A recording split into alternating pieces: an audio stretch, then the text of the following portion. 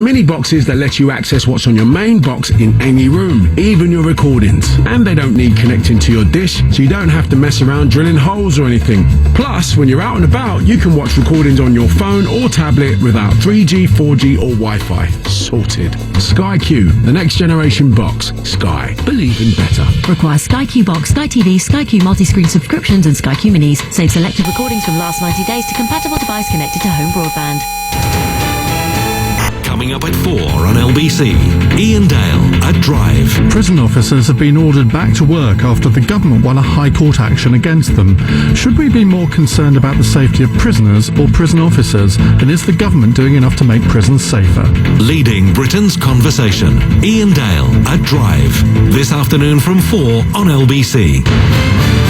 Now, whether you're buying or selling, letting or renting, make sure you're listening to LBC this Thursday from 9 for the Property Hour. You can download the podcast, the Property Hour podcast, at lbc.co.uk. But you can also win an iPhone 6S, an Apple Watch Sport and a Monster portable battery pack thanks to Direct Line Landlord Insurance. You can find out more about their de facto 5-star rated insurance by searching online for Direct Line Landlord. Ali's called from Wembley and Jack from Southampton to talk about the case of the young teaching assistant sacked after raising concerns about a 9/11 video being shown in the classroom. She's a Muslim woman. She believes that's at the heart of how harshly she was subsequently treated. Ali, good afternoon to you. Hi, good afternoon, Sheila. As a Muslim myself, I feel incredibly sad hearing about this story. I definitely think there's a big element of this, of her obviously being a Muslim. I think if she wasn't a Muslim, it would have been dealt with completely differently. I think myself, I'm not sure if I would have said anything, if I'm very honest, because I do feel whether people mean to or not, when a Muslim person voices an opinion on anything related to terrorism or 9/11, their eye of kind of suspicion is there. That's an unpleasant reality that we have to deal with. Well, I've seen tweets and calls coming in describing the terrorists on 9/11 as your people. Yeah, that's the thing. It's kind of related into one big group, and that's formed based on people's misunderstandings and their lack of contact with Muslims. So, I applaud the teacher for speaking up, because I'm sure she was well aware that by speaking up, that eye of suspicion would have gone onto her straight away, and as we can see, it unfortunately led to her being sacked. I think Ali, that was the last thing she thought. She was shocked at what happened to her. She just acted like a professional, it seems to me, and had a concern and raised a concern. Yeah, no doubt. I'm sure she was shocked that it led to her being sacked, but in terms of suspicion and kind of, how can I put it, looked at through a different lens, I wouldn't think she would be shocked that had happened. Okay. To be honest, when I speak to different friends and colleagues, that seems to be a standard thing. Even when I started my work, my colleague, well, now they know me properly, but they say, well, when you first started, we weren't quite sure about you because in your lunch break you used to go and pray, we weren't sure what you used to think, and to be honest, I thought maybe you were not going to be a very nice person. But then I got to know you, and you're a weirdo. Yeah, or anything. So it's all about kind of breaking down those barriers. As a Muslim, or as Muslims, we're not asking for special treatment, just to be treated as a normal human person and to be taken on face value of what we're saying, and not just to live. Kind of dealt with. Yeah, just to live normally, not to be treated any differently from anyone else. Are you careful about speaking up? For people who don't know me very well, I am. I have to be, because I am quite a vocal person, but at the same time, I know I have to kind of navigate this kind of ocean of people's misconceptions. So if I am talking about a sensitive topic, I will make sure that I first start with what I actually believe in before they jump to a wrong assumption if it's a specific topic. So I do think this is standard. This is not just me. It's unfortunate that we have to feel like that, but that's the reality of what we have to deal with the tabloids kind of pumping out this material against Muslims all the time. Yeah, I wouldn't just blame the tabloids for that, though. I think it's in people's hearts and minds as well, Ali. Thank you.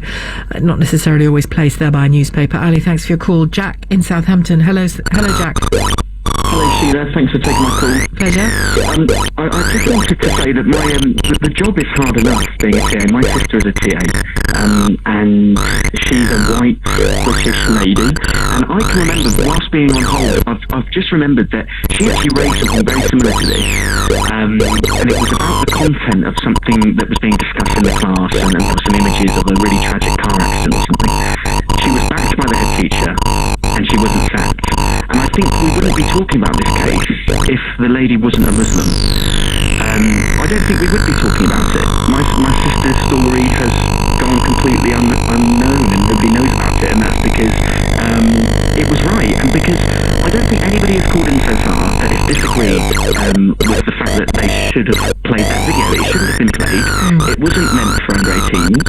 So everybody agrees with the fact that it was... The teacher got it wrong, yeah. So why is she being fired? I mean, I don't want to be horrible or assume something, but is there anything that was in this lady's history that could have kind of come up in some sort of disciplinary meeting? Well, they certainly claimed that they found that. They found that she was head girl of one of the schools that was involved in the Trojan Horse scandal, but she was at university during all of that. So, you know, she's 24 years of age now. She's not a head girl of anything. And she claims there's been an attempt to besmirch her character using that, and using the fact that she's a Muslim, and saying she didn't want Islamist terrorists to be seen because of her religion, when she didn't want Islamist terrorist actions to be seen, she says, because she didn't want the children to be exposed to seeing those images. No, exactly. And so I think we're talking about this case because she happened to find something that was distressing, and it happened to be about Islam. It wasn't... If she was talking about this tragic car accident that 11-year-olds had to sit and watch, I'm sure she would have done the same, and I'm sure it would have gone unnoticed by the press. But what would the school have done, do you think? What's your best guess? I think the school would have probably backed her and had a chat with the teacher, as they should be doing in this case. But because she is about faith, and it's linked to the topic, people are now putting two and two together, and they're making five. OK, Jack, thanks for your call. Jack in Southampton. Jaman has called from Ealing. Hello there, Jaman. Oh, hi, sir. How are you? Very well, thanks, yeah. I'm coming from both a Muslim father and a Christian mother, but I lost my dad when I was 13, and my mom raised me because she agreed with my dad in a Muslim way. She used to take me every Friday to the mosque because she promised my dad that when I grow up, I have the freedom to choose what religion I need to follow. And I mean, I choose it now. So, to be honest, in the past few years, not now, before, I used to find difficulty to explain to my mother's family that what I haven't done or whatever it's not because of the Islam, it's because what Bible has nothing to do with religion. But to be honest, I myself now, I'm married to a lady. She converted to Islam like 7 years ago, and my family knows now they're non-Muslim. So there's nothing wrong with that. To be honest, it's just the idea how to present each side. My family-in-law or my mother-in-law, my mother's family, they like to consider me as a good Christian. My family, they like to consider me as a good Muslim. So the only thing is, to be honest, sometimes how everyone individual look to the case. If you read the story and like the story, you don't need to consider whether the man is Christian or Muslim or... No, I think that was the point of the teacher, the teaching assistant. She thought it was just inappropriate for the children to see these images. Thank you, Jaman, for your call. Paul in Bow. Hi, Paul. Hello, I'm not going to add much. I just want to sort of violently agree with everybody. This is a sort of reverse political correctness gone mad, isn't it? It's obvious that sort of image isn't suitable for 11-year-olds. I mean, whether or not the whole issue should be discussed as Islamist terrorism for 11-year-olds, I don't know. It was at the appropriate time. And certainly I don't think that if the class is multicultural, that would be political correctness, and I think the ex-head teacher was sort of wandering in that direction, that if the things are suitable to be mentioned and discussed for 11-year-olds, they are. Yeah, thank you, Paul, for your call, Paul in Bow. I think 11 is, kids are going to ask questions, so adults better have some answers, but it's about how you answer those questions, isn't it? How you address those topics. Thanks for all of your calls, texts and tweets over the last 3 hours. If you missed my interview with the teaching assistant whose experience we've just spent the last hour talking about, Surya B, you can see it at lbc.co.uk. Clive Bull will be with you at 7. Up next, here's Ian Dale. Thank you very much, Sheila. 4 years ago, I interviewed Donald Trump about ethics and running for office. We're going to play you that interview because I listened to it again last night. I thought, there's some interesting stuff in that. Also, Harvey Proctor is seeing Sir Bernard Hogan-Howe, the Metropolitan Police Commissioner, this afternoon. We'll have a live interview with him in the studio later in the programme. But first, prison officers have been ordered back to work after the government won a High Court action against them. They say that prisons have become unsafe to work in. Should we be more concerned about the safety of prisoners or prison officers? And is the government doing enough to make prisons safer? From LBC, I'm Ian Dale. It all starts next.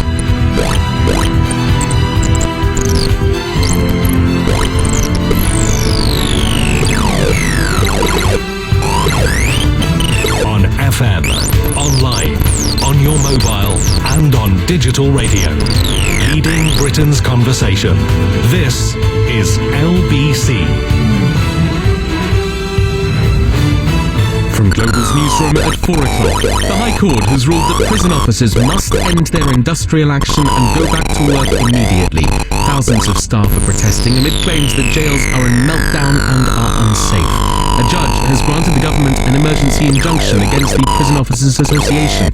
The prisons minister, Sam Gyimah, says he hopes staff take notice. If they continue with their strike action, what is likely to happen is that in our jails you have some of the most dangerous people who will be frustrated if they are locked up for long periods of time.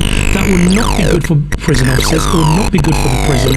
The RMT union has raised the threat of strikes on the London Underground in the run-up to Christmas. The union says thousands of tube workers have voted to walk out in a series of disputes over staffing, safety and industrial relations.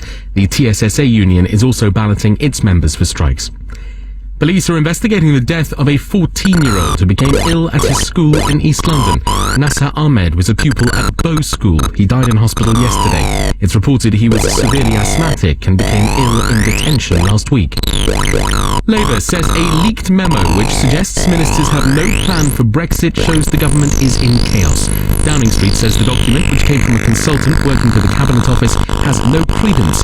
And Leave supporter and Conservative MP Ian Duncan-Smith has told LBC Theresa May is on the right track. You need a little bit of time to ensure that you had the right strategy once you triggered it. I think that's what she's doing. But it's not as complicated as people make out. You know, what's going on here is those who never wanted to leave now are trying to say, oh, it's so complicated, it's so confusing, there's 40 years with thousands of civil servants, we'll never get it done.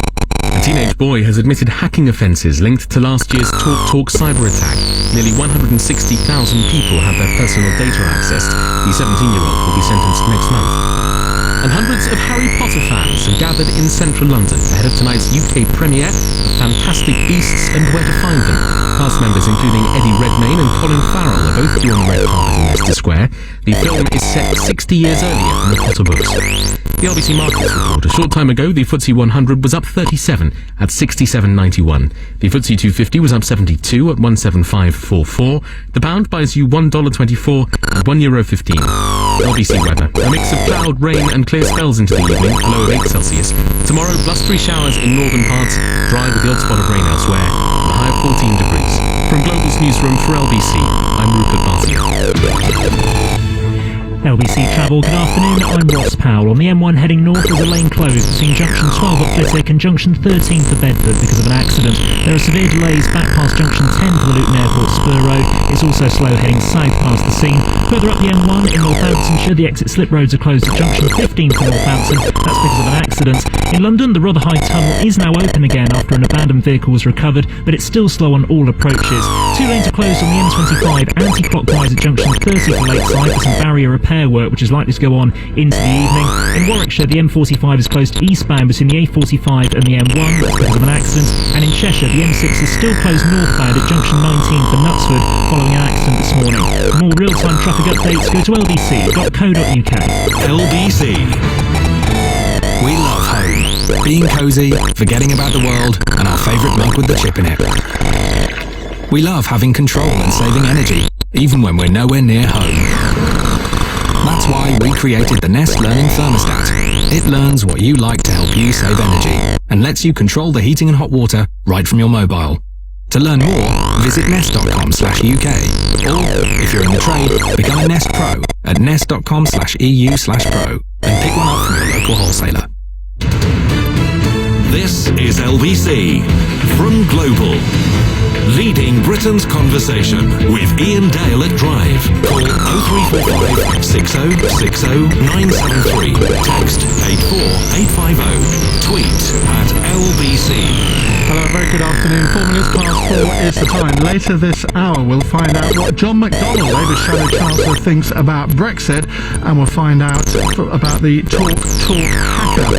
But first, prison officers have been ordered back to work after the government won a High Court action against them. They say that prisons have become unsafe to work in. We'll be testing that out. Also later, a live interview with Harvey Proctor. He's been to see Sir Bernard Hogan-Howe today. Now, I quite like talking about prisons policy because I think it is something that virtually every single government since the war has got completely wrong. And when Michael Gove became Prisons Minister, I thought we're going to get some reform here, but of course we all know what happened to him.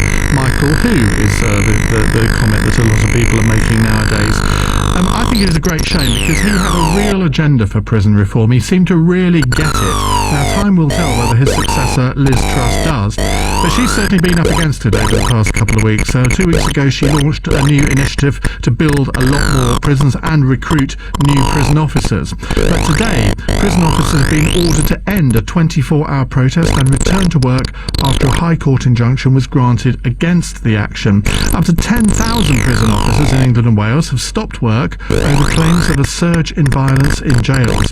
Now, as you probably know, it's illegal for prison officers to strike, but the POA, the Prison Officers Association, says protest action was needed to keep staff and inmates safe. Well, Liz Truss, the Justice Secretary, called the action unnecessary and unlawful. Well, the government won its case at the High Court after its lawyers argued the POA was seeking to take over the control of jails from governors and run them on a controlled lockdown basis.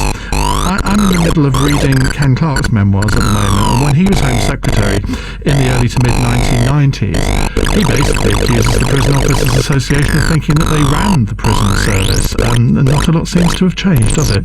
So let's talk about safety in prisons. If you are a prison officer, if you've been a prison officer, maybe you've been in prison, how safe are Britain's prisons? Because it is a responsibility of the government to make the prison system as safe as possible, whether it's prisoners or prison officers. Everybody should feel safe in a prison. Do you think the government is doing enough to make prisons safe? The Prison Officers Association clearly does not. 0345 6060 973. Steve Duckworthy joins me, former prisoner and founder of Prison Consultants UK. Steve, very good afternoon. Yeah, good afternoon. How safe are our prisons, and has anything really changed in the last few years? Well, a lot's changed in the last few years. I mean, at the moment, the prisons are desperately unsafe, and this is caused by the fact that there's too few officers looking after too many prisoners and too many prisoners with too little to do. And the fact is that a prison wing, a closed prison wing, is a hotbed of stress at the best of times. It's a very closed environment. If prisoners are not getting access to free time, if they're not getting access to showers, if they're not given bed linen, if they're being caged like animals, then unfortunately they will become feral, and we shouldn't be surprised about that. But the main thrust is the cutbacks over the last few years have caused the fact that the numbers in prison officers have dropped by about a third from memory, and there is nothing now for prisoners to do during the course of the day. So you can just imagine. You don't have to be the most intelligent person to understand that. Put all that in the mix, and you've got a very desperate situation. So when Liz Truss announced on the 3rd of November that she wants to recruit an extra 2,500 extra officers over the next 5 years, you would say, well, that's all very good, but not enough, and it's too late. Well, it's papering over the cracks. I mean, the fact is that 2,500 officers are needed tomorrow. They're not needed in 2018. We'll probably lose another 2,500 employed officers between now and then anyway, because they're leaving the job in droves, and they're leaving because they fear for their safety. And who can blame them? If you see the number of attacks that have gone up over the last year, the suicide rate that's gone up over the last year, you can understand why they're fearful. And whilst unfortunately Liz Truss is picking up the mantle of everything that's gone before her, and I agree with you, when Michael Gove was made Justice Secretary, we were all very excited that actually at last some prison reform was going to come around, and some logic was going to come into the system. And where he went to America and saw where rehabilitative programs outside of prison were stopping people being incarcerated in the first place. And there was a report last week at the BBC, I read it on the BBC, was the Dutch prison crisis and the fact they've got a shortage of prisoners to fill their prisons. And maybe we could export some. Well, they are importing them from Norway at the moment to fill their prisons. But the fact of the matter is, it's because they're looking to alternatives to sentencing. Prisons are full of the mad, bad, and the sad. They should be for the bad. People need to be rehabilitated. There needs to be institutions of rehabilitation. They're not places where you cage people up. I mean, in a sense, doesn't this go back to Michael Howard's time as Home Secretary? Because, as I said, I'm reading Ken Clark's memoirs at the moment, and the number of prisoners in our prisons then was about 44,000. It's now just over double that. And that has been going up. I mean, it's been fairly stable for the last few years, but it's been going up year on year, really, ever since then. Do we not have to look at who we're sending to prison and think, well, there are probably quite a lot of people who wouldn't have gone to prison in 1993 or whenever it was, and maybe they shouldn't be sent to prison now? Well, we have this default mechanism in this country where if you do wrong, listen, if you do wrong, you deserve to be punished. I'm a former prisoner, I deserve to be in prison. But the fact of the matter is that prison doesn't have to be the default mechanism. We have the technology these days, which has been proven around the world, where people can serve sentences no less punitive, but in the community, where you have nowadays we have a rise in white collar crime. We're reading in the papers about bankers and accountants and chief executives and film producers even going to prison now, where we have GPS tagging. We can impose strict curfews. We can force them to report every single day, 2 or 3 times a day if they have to, for a roll call at the local police station or whatever. You don't have to. There are certain people you don't have to send to prison. But the problem is, the politics of this are such that if any Home Secretary said, well, over the next 10 years we're going to reduce the prison population from whatever it is, 88,000 down to, say, 70, they would then be accused by the Daily Mail and the Sun of going weak on law and order, couldn't they? Well, the prison system is run on fear of what the Daily Mail would say about it if they actually found out. But the fact is that there needs to be education. The fact is, we spend as a nation £15 billion a year. It is the cost of our reoffending. Our reoffending is at a staggering 50%. Now, if you tell the public, if you go to the voting public and say, and Liz Truss said it in her white paper last week, and she's very brave to come out and say, prison doesn't work, it's costing every taxpayer £630 per person per year. There has to be another way. Now, we either build a lot more prisons, in which case we're going to create more prisoners and we can create more victims, or we have to look to alternatives. And other countries have looked to alternatives, and we as an organisation are very big on alternatives to prison sentences. Prisons need to be inhabited by people who need to be rehabilitated. If you are unlikely to reoffend, if this is a one-off, if there's no such thing as a victimless crime, obviously, but if there were no actual personal victims involved, and you've been risk assessed such that you are unlikely to recommit crime and can be set free into the community, then perhaps we should think about emptying some of our prisons and start releasing the burden, because these 2,500 officers are not going to turn up tomorrow, and they're needed tomorrow. It's a horrible question to ask you, but looking at the amount of violent scenes that we've seen in prisons over the past few weeks, few months, and clearly the Prison Officers Association is very worried that this could escalate. We're heading into the winter months. I don't know whether, I suppose summer is probably worst for this kind of thing, but do you fear that we are heading for a winter of violence in our jails? Absolutely. I mean, what's happened with Bedford, Bedford was well publicised, but there have been other issues in other prisons around the country which probably didn't get as much press as Bedford. But we've had a prisoner that was murdered 2 weeks ago. It's a matter of time before a prison officer gets killed on the job. It's going to happen. Okay, yes, I think think I'm not sure about the seasonal aspect, and you're quite right. Summer puts more pressure on because people confined in very small rooms, 2 or 3 to a room, and it's very hot. Obviously, tempers fray. However, it's Christmas time coming up. People start thinking about their families. They start longing to be home. The stress levels will go up. And yes, I mean, and put all that in the current mix that we've got now. Yes, I think it's only going one way. Steve, thank you very much indeed. That's Steve Dagworthy, founder of Prison Consultants UK. Lots of you calling in on this 0345 6060973. Do you think the government's doing enough to make prisons safe? Lev is in Croydon. Hello, Lev. Hi there. Hi, what would you like to say? I've been working in prisons for about 5 years now. I recently got a job in the community as an employment and careers advisor. So I've recently kind of been released from prison, shall I say? And what I want to bring up is the actual attitudes of some of these prison officers. In terms of their safety, are they helping people out as much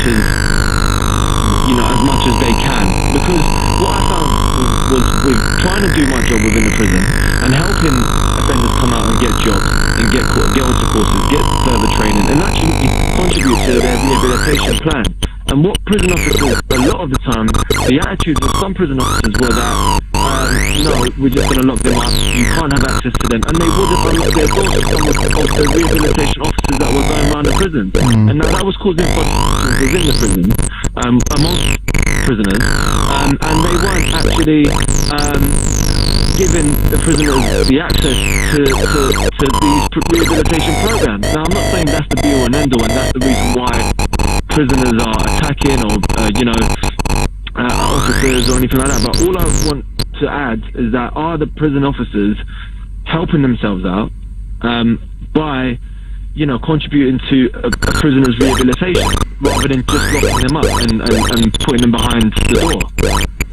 Well, I suppose that, hopefully we'll get some calls from some prison officers or former prison officers in a moment, but I suppose the logic would be, well, if they're locked up, they can't do any harm, and if we haven't got enough officers to man the various wings, then what else are we supposed to do? I can't imagine those circumstances happening. The other question I want to put, again, I ask this as a sort of layman in this, do these sorts of violent scenes happen more in older prisons, or is it just all over the sort of prison network? Because in new prisons, I would have thought that maybe the conditions are better and you wouldn't get as many of these scenes, but I may be completely wrong. Lev, thank you very much indeed for your call. We'll come to more of your calls in a second. 0345 6060973. Do you fear that our prisons have become unsafe to work in, and what should be done about it? This is LBC, 16 minutes past 4. This year, Pudsey Bear and Lloyds Bank are helping kids just like us make a big difference. We're doing our own yummy bake sales with lots of cakes, really messy car washes. There's millions of us raising money. We're all getting stuck in to do our bit. Lloyds Bank will be supporting schools to raise as much money as possible for Pudsey. Pop into a branch to get your limited edition Pudsey money box. Lloyds Bank, proud schools partner with children in need. Ross Powell has the LBC Travel News. Thanks, Ian. Good afternoon. On the M1 heading north, there are still long delays from junction 10 for Luton Airport up to junction 13 for Bedford. 2 lanes are blocked because of a broken down lorry between junctions 10 and 11. Traffic was already very slow there following an earlier accident.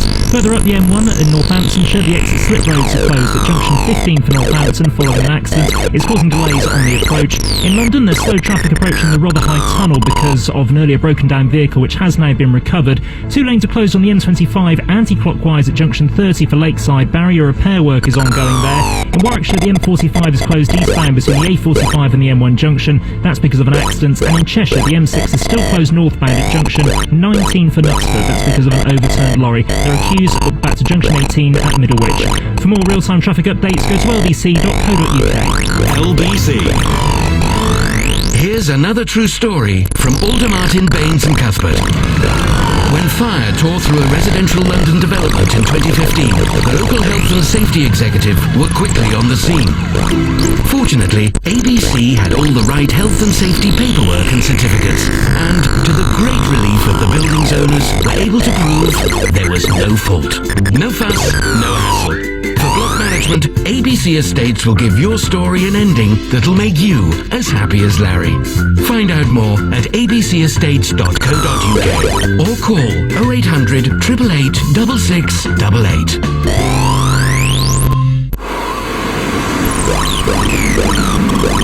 Force winds are affecting the area with gusts up to 30 miles an hour. So be careful out there, folks. Now back to the studio. Thanks for that, Dawn. I'm not a hair out of place. Impressive.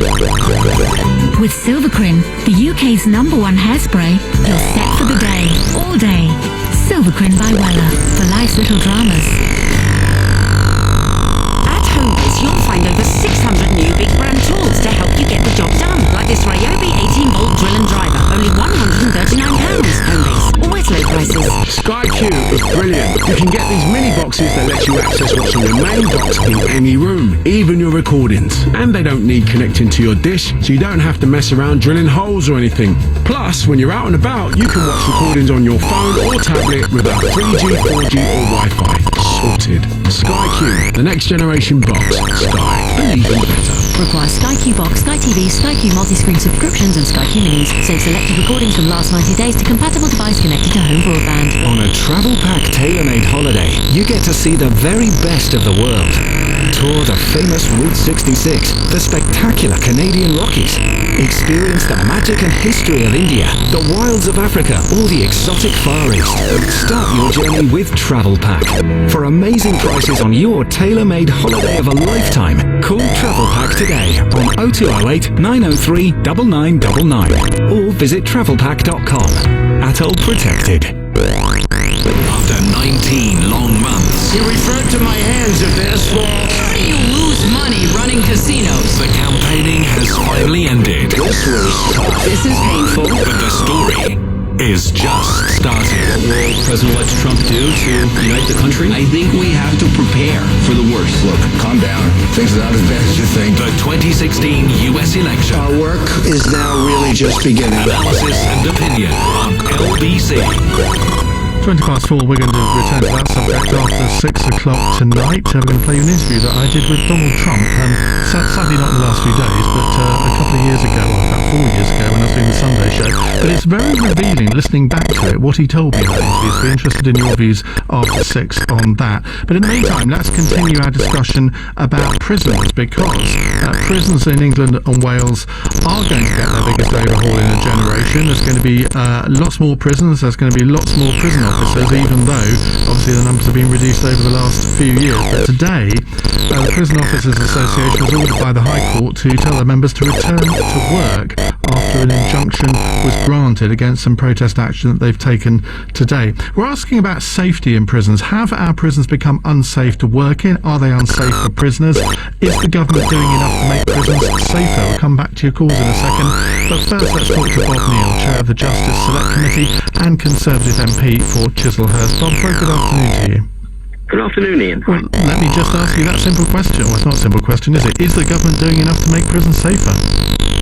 It's not been doing enough. It is taking some steps, but this has been a problem that's been building up for a long time, and I think we should have taken action sooner.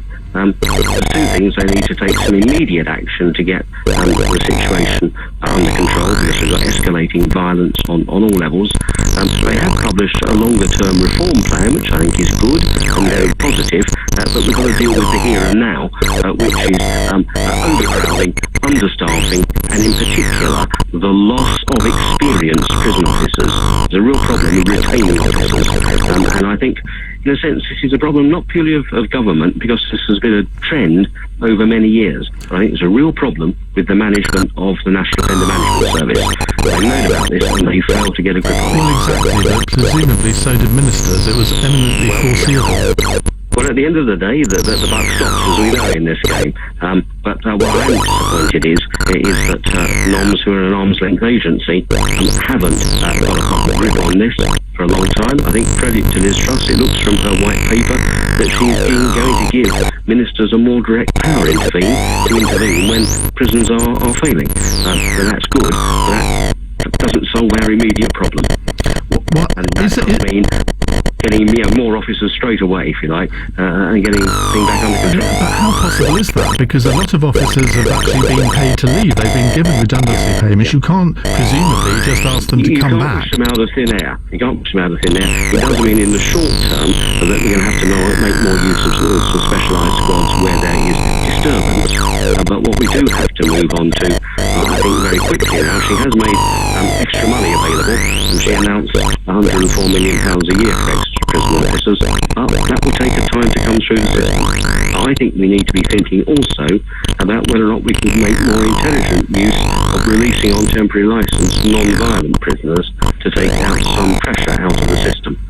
I mean, if you look at the numbers of prison officers, in March 2010, just before the coalition took power, there were just under 25,000 prison officers. In June of this year, there were about 18,000. Now, it doesn't take a mathematician to work out that's quite a substantial drop when the number of prisons hasn't dropped and the number of prisoners hasn't dropped. So again, you have to, I mean, presumably, these are the sorts of questions you're asking ministers when they come and give evidence before your committee. How on earth can any government think that there aren't going to be pressures on the system when you have those kind of figures?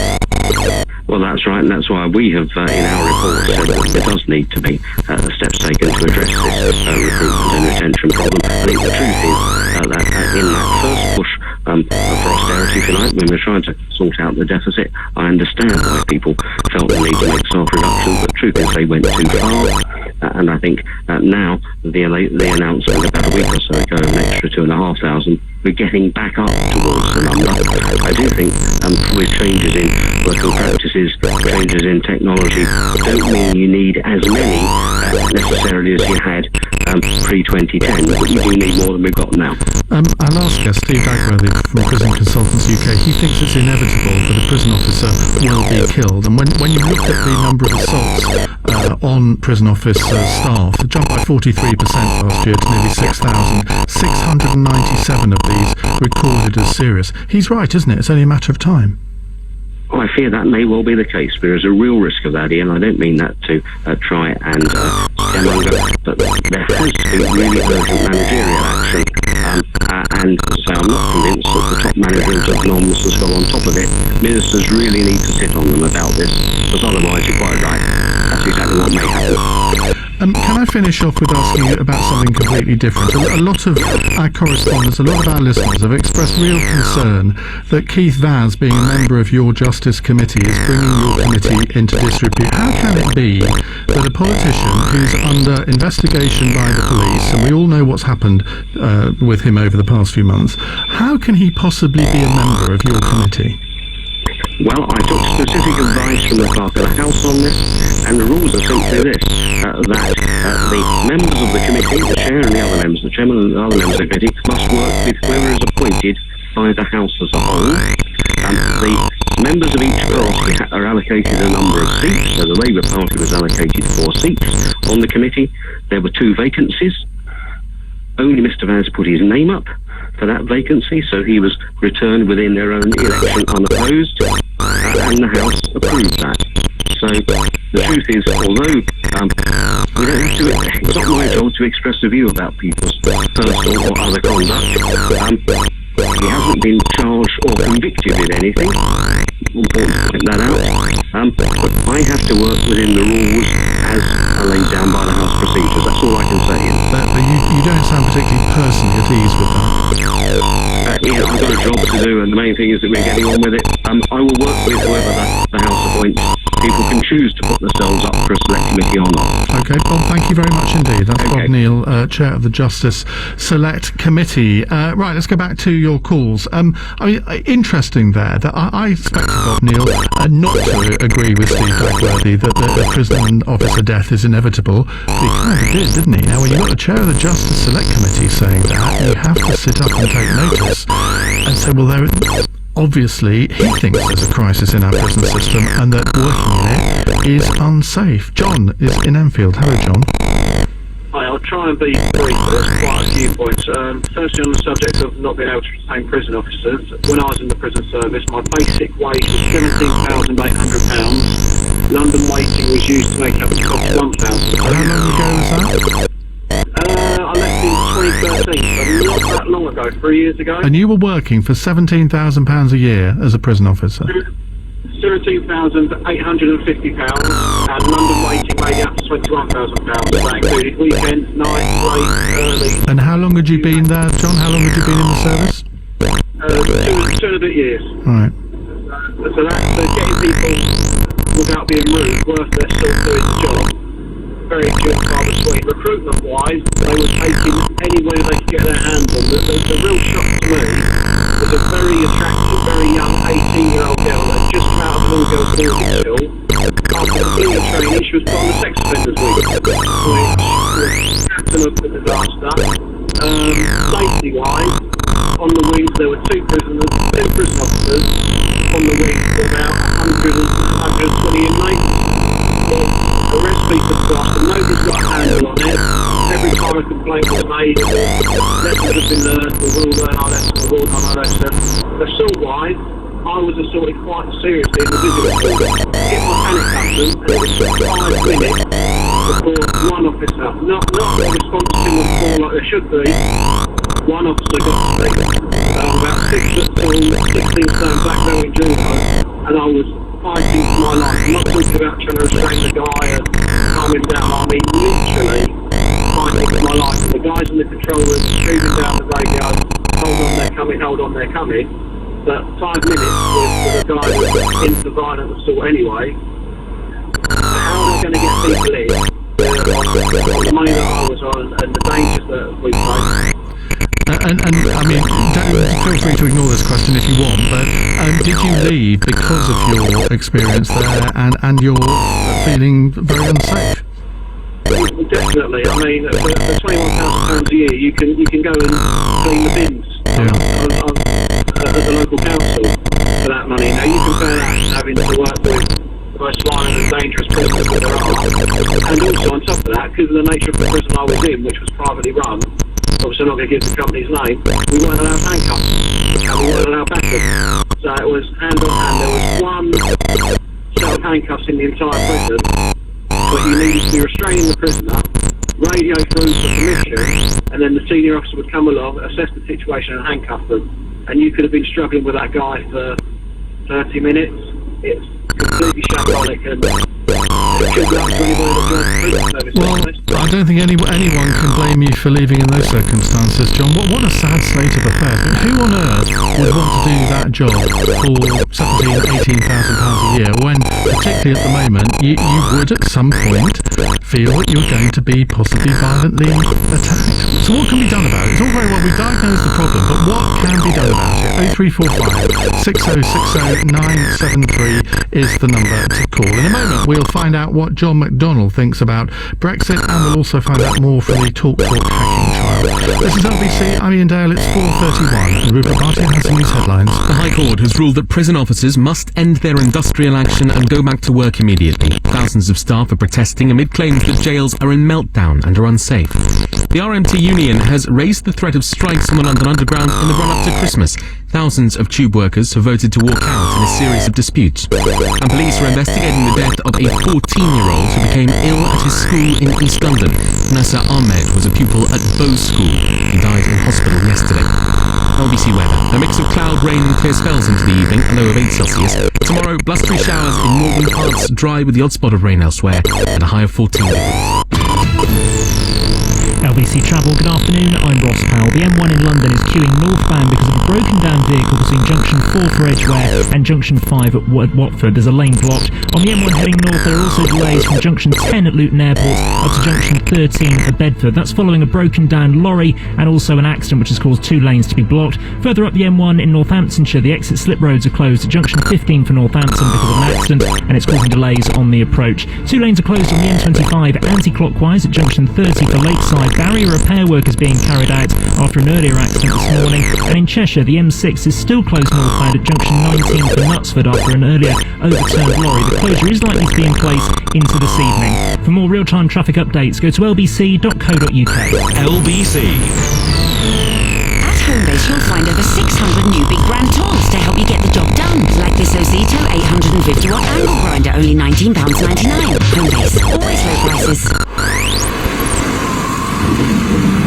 Go for affecting the area with gusts up to 30 miles an hour. So, be careful out there, folks. Now back to the studio. Thanks for that, Dawn. They're not a hair out of place. Impressive. With Silvercrim, the UK's #1 hairspray, you're set for the day, all day. Silvercrim by Weller, for life's little dramas. Oh man, there's so much I want to tell you about this new Sky Q box. Firstly, it lets you store over 1,000 hours of TV, way more than before, so you don't have to worry about deleting stuff. And you can record 4 shows while watching a fifth, so you don't have to worry about clashes either. Not bad, eh? Sky Q, the next generation box. Sky, believe in better. Requires Sky Q 2TV box and Sky TV subscription, compared with standard 500GB Sky Plus HD box. No matter how you jazz it up. It's not easy to get that excited about accountants. Barnes Rove are accountants, but really, they're magicians. I mean, they know how your business could claim a staggering tax deduction of up to 230%. If you're innovative and advancing knowledge in your field of business, you may qualify for this attractive HMRC-approved relief. So speak to Barnes Rove, clever accountants for business. Visit barnesrove.com/radio. Welcome to London's exquisite Indian dining experience, Marla Restaurant. The finest North Indian cuisine in the most charming setting. Find us in the heart of one of London's divine hidden gems, St Catherine's Dock. Marla Restaurant. Visit us in St Catherine's Dock or go to marlarestaurant.co.uk. Marla, discover a jewel in London's secret paradise. Ah, the great British roast. When mobiles are set aside, the TV goes off, the family comes together, and everything stops. For the perfect roast, only Bisto Best Gravy will do. Made with real meat juices for that authentic, rich roasted flavour. Bisto. Ian Taylor Drive on LBC. 25 to 5 here on LBC. We'll be talking about Brexit after 5 o'clock, but I just want to touch on that briefly now because the Shadow Chancellor, John McDonnell, has been making a big speech about it today. Theo Rushwood, our political editor, is here to tell us what he had to say. Yes, it was meant to be all about Labour's stall going into an autumn statement next week. Mr McDonnell blamed the Brexit vote on austerity, but of course it became all about Brexit and the election of Donald Trump last week. And I started by asking Mr McDonnell what he thought about the possibility of Nigel Farage taking on some sort of ambassadorial role for the government. My view is Nigel Farage is a Walter Mitty character, and to have him parading himself as a potential ambassador for this government in our relationship with America just demonstrates just what a Walter Mitty world is living in. And if Theresa May invites Nigel Farage back into the Conservative Party and to act as our ambassador, all I can say is our relationships with America will be on fairly stony and rocky ground. Now, I also asked Mr McDonnell what he thought the government's response should be to the election, the victory of Donald Trump. Some people say that Theresa May should be more cautious. Boris Johnson, on the other hand, he hit out, didn't he, at European critics saying that there should be an end to the Windjammer. And I asked Mr McDonnell what he thought should happen if, supposing there were to be increased racist incidents in America. We have to respect they even elected the President of America by the American people, so we will have to treat with him. But we have to be straight talking, and I think someone like Donald Trump would expect that from us. To be frank, where we see division, I think it's better to be straight about it and be honest about it.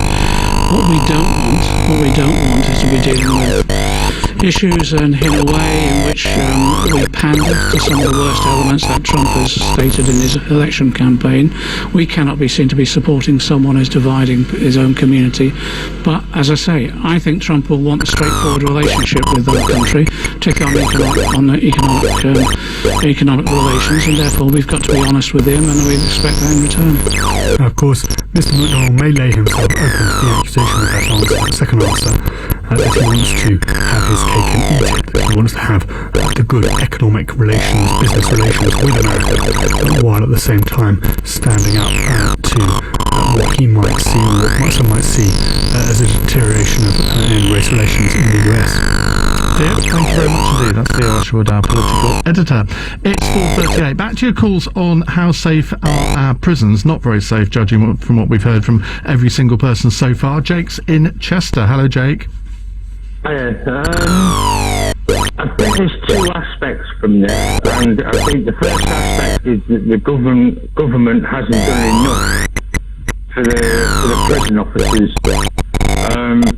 I've served 9 years at Her Majesty's pleasure, and when I was back in prison in 2007-2008, everything seemed to be running okay, but because you've now got these two, balls of fire, I say, that you've got from the prison officers that have been undermined, and there isn't enough prison officers to deal with the daily sort of aspects of prison. And then you've got the prisoners that can't be let out to be given a wash or, association or walk around the exercise yard or whatever. Then you've got these two conflicting sort of, I don't know how to explain it, but you've got these two different conflicts that are just trying to be the same thing. But when you get let out of sort of, or when you get opened up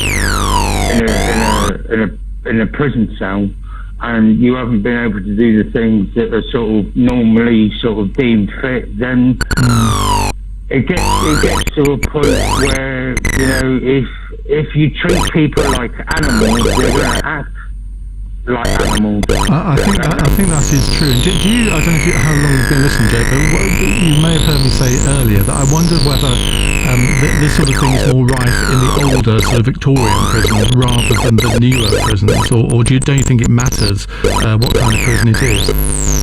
Well, the first prison I ever went into was Old Course Prison, which is in Liverpool.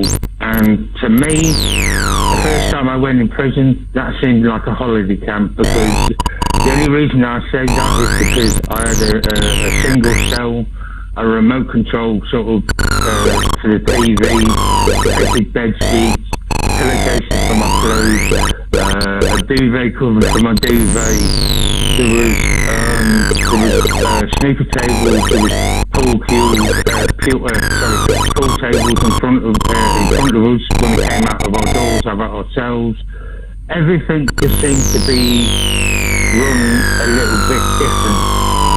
Now, alright, that was back in the day when I went there, and obviously things have changed and cuts have been made, but I just think the cuts have been made in the wrong areas in some instances, i.e. with prisons, because how are you supposed to reform somebody in prison if you haven't got enough staff?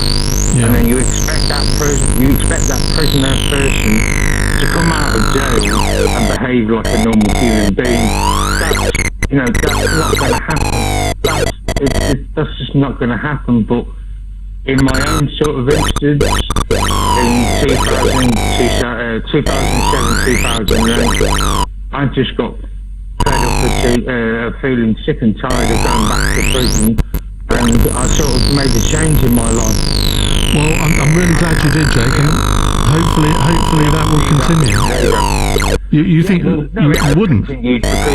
Because if I didn't have the backing and the sort of support of what the prison service used to offer, then it'd be a completely different story. And since leaving prison in 2007-2008, I haven't put a foot wrong. I've been in no court, no prison, no police cells, no nothing. Because it serves no purpose. It serves no purpose whatsoever. It doesn't matter whether you're high up in the skies and doing really well, or whether you're one of the people that works on the street selling drugs and this, that, and the other. It doesn't matter, because at the end of the day, you are going to get caught in one way or another. I have met so many people that have been millionaires, this, that, and the other, and then the law has caught up with them, and they've taken everything away from them, and all you're left with It's a prison staff. Yeah. Well, Jake, thank you very much indeed. Some really, really interesting views there from Jake. He's been there, done that. He's put his life back together again. He says that if it had happened to him now, he doubts whether he would have done, because he wouldn't have got the support that was available before. Steve is in Bromley. Hello, Steve. Hello, Ian. How are you? Fine, thank you. I'm rather worried, actually. What would you like to tell me? I would be worried, Fabio. I was a prison officer for many years, up until last year, in a very tough jail in London. And the guy that spoke just a moment ago, I mean, there's a lot of things as a prison officer would actually agree with what he said, because what's happened is, as the staff have been decimated and stretched in the prisons now, you can't, as a prison officer in the mornings and on the afternoons as well, you can't do the very basics, which is, most prison officers will realise what this is. They call them LBBs, locks, bolts and bars. And every prison officer goes in the morning, they go into a cell, they say hello to the guys or whatever. They check the locks, they check the bars, they check quickly around for drugs, anything that's going wrong. It's interaction. But also searching for your safety and the prisoner's safety and everything else. A good prison officer would say that this is something I disagree with a guy a few calls back. That prison officers don't want to let them out of the cells for rehabilitation and stuff like that. Prison officers do want to do that, they just have not got the time or the facilities to do that. Well, I think that, to be fair, that's the point he was making. Exactly, yeah. And a good prison officer knows that if you're keeping people behind the doors and not letting them have interaction and phone calls with their family, they're not getting their exercise, they're not getting their showers, they're not going to the gymnasium or education, they know, that prison officer knows that when they open that door the next morning, they're going to get it straight away, and that's what happens. So a good prison officer knows that to give the prisoners what they're entitled to, their basics, is good for everybody. It's good for morale for the prisoners, it's good for the officers, it's good for the rehabilitation of everybody. And it's that interaction that prison officers don't have anymore. They don't have the time to meet the prisoners, to chat with them on the landings, to go into their cells, to see if there's any bullying. You know, there's not time for any interaction, and there's no respect there, because the prisoners look at them as just locking them up for 23 hours a day. And when that prison officer opens that door in the morning, there's fear there, there's genuine fear, because you don't know what's going to come out of that cell door. I've seen it happen, and it's what a prisoner can do to another person within 20 seconds is absolutely horrific, and I don't think most people actually know the level of violence in jails, you know, unless you've actually seen it. And you see, this comes back to the point that I've made repeatedly whenever we talk about this subject, that for most prisoners, I'm not talking about really violent offenders or people who misbehaved in prison. I'm talking about sort of the overwhelming majority of people who just want to serve their sentence and get out of there. To my mind, that if you treat people like that as caged animals, as you said, expect them to behave like caged animals. What we should be doing is thinking along these lines, that the punishment is the depriving of freedom. That is the punishment. Do we have to have a second round of punishment in prisons? That's when people say, oh, well, prisoners shouldn't have televisions, or they shouldn't be able to make phone calls or whatever. Well, I mean, surely if we don't exhibit a basic humanity and give people basic facilities, and if you don't give people anything to do, and obviously watching television is something to do, listening to the radio in prison, I imagine, is a life-saving thing for many people, then expect the worst, because that's what you're going to get. And we don't seem to have worked out yet that we've got to actually improve facilities in prisons, because when people come out, they want to come out into a world that they vaguely recognise, rather than one that is just so different from an average prison. Anyway, I'm rambling on far too long. We'll come back to more of your calls in a moment. This is LBC, I'm Ian Dale, it's 4:47. I inherited my dad's painting and decorating business when he retired. My next step was to take on an apprentice so he could manage more jobs and grow the business. I had so much admin to do, I didn't have time to teach him the ropes. That was until I switched to a Lloyds Bank business current account, which has loads of little time-saving tools and tips. So now I can start showing him which end of the brush is which. I might even let him at the paint. The Lloyds Bank Business Current Account has time-saving tools and tips that can help your business. Lloyds Bank, for your next step.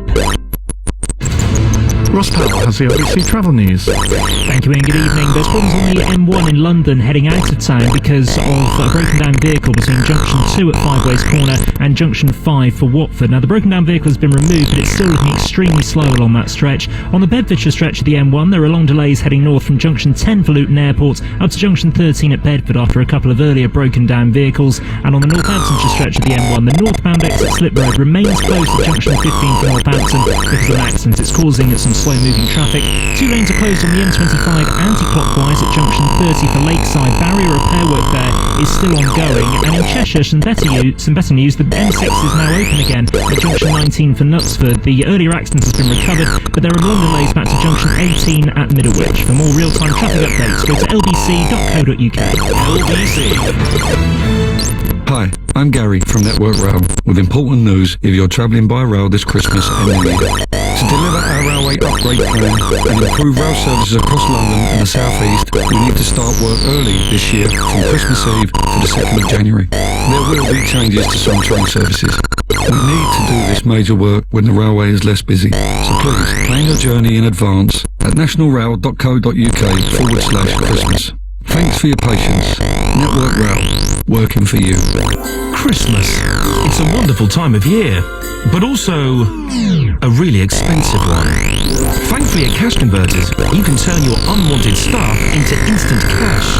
Old tech, unworn jewellery, unplayed instruments, all could be turned into cash to pay for this year's festivities. What's more, you can spread the cost of items we sell over several payments. Conditions apply. Cover the costs of Christmas and find your nearest store at cashconverters.co.uk. Where are your hands right now? Are they firmly placed on the steering wheel of a car? Good. Now ask yourself, are they the hands of a winning driver?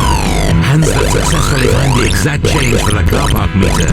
Hands that gloriously guide you into the tightest of spaces? Or hands that triumphantly type confused.com into the World Wide Web and could save you money on car insurance?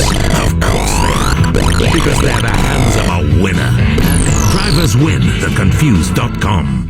If you've suffered from hair loss, alopecia or thinning hair, there are options available. At Hair Development, we can help find the solution that's right for you. Hair Development has over 40 years of experience in affordable non-surgical hair restoration. To arrange a free and confidential consultation, visit hdhairreplacement.com or call 0800 180 4567. Call now. 0800 180 4567. Sky Q is brilliant. You can get these mini boxes that let you access what's on your main box in any room, even your recordings. And they don't need connecting to your dish, so you don't have to mess around drilling holes or anything. Plus, when you're out and about, you can watch recordings on your phone or tablet without 3G, 4G or Wi-Fi. Sorted. Sky Q, the next generation box. Sky. Believe in better. Requires Sky Q Box, Sky TV, Sky Q multi-screen subscriptions and Sky Q Minis. Save selected recordings from the last 90 days to compatible device connected to home broadband. Ian Dale at Drive on LBC. Call 0345 6060 973.